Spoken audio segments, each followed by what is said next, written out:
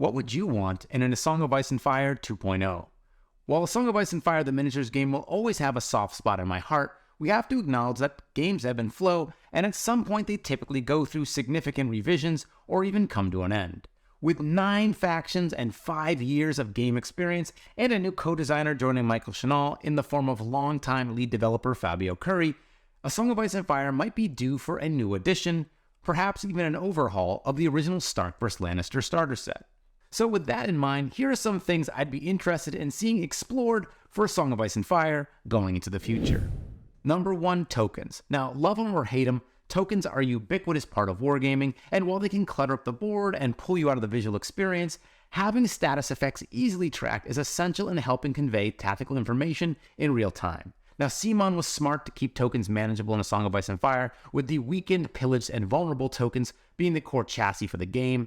However, with the addition of faith tokens, and then pillage tokens, and poison tokens, they've also shown a willingness to add more tokens into the game overall. Now, there's a lot of room and design space here that is yet to be tapped. Now, I'm sure the community could come up with tons of cool status effects and elements they could add in, so let us know in the comments below if you have ideas of what different token types there could be added to the game. Number 2, new ways of exploring player turn priority. Being able to go last on a turn and first on the next is a part of the tactical thinking you'll want to use to find success in A Song of Ice and Fire, the miniatures game, but there's plenty of room to explore their options. Games like Star Wars Legion see players bidding for turn priority through command cards, while other games give turn priority to the player with the fewest units. I'd love to see how something like this would play out and shift the fundamentals of how we play A Song of Ice and Fire, and what better time to roll out such a major change than with the 2.0 update. Number 3, more options for play, specifically larger battle sizes.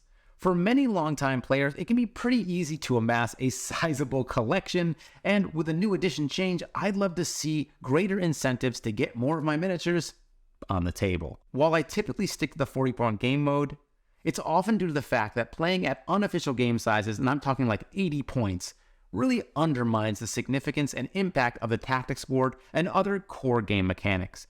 I'd love to see a 2.0 that provides an update that helps facilitate larger battles and which encourage players who have amassed sizable collections to be able to use more of their miniatures. Maybe it looked like the addition of a larger tactics board specifically tailored for large battles, and this might pave the way for number 4, team battles. Currently, there is support for team battles, but more variants and a dedicated team battle mode supported by game modes would be fantastic. Heck, I'd even buy a special team tactics deck that had different abilities, maybe a system for synergizing with other units, where you could play either the top of the card for an effect on your units, or the bottom of the card, and that might combo with your teammate's card. For a lot of us, wargaming is a social hobby, and being able to get more of your friends to gather around the table to play all at once is a huge force multiplier for fun. Number 5, a campaign mode. CMON's First in Battle campaign provided a beta version for an official campaign mode, with units gaining abilities as they progressed.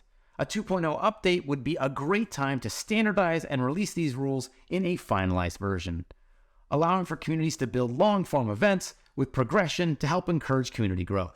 We were big fans of the Whispering Woods thematic scenario CMON released early in the game's life cycle. I'd even take a campaign based around a series of branching battles where, depending on who won, you advance to a different scenario.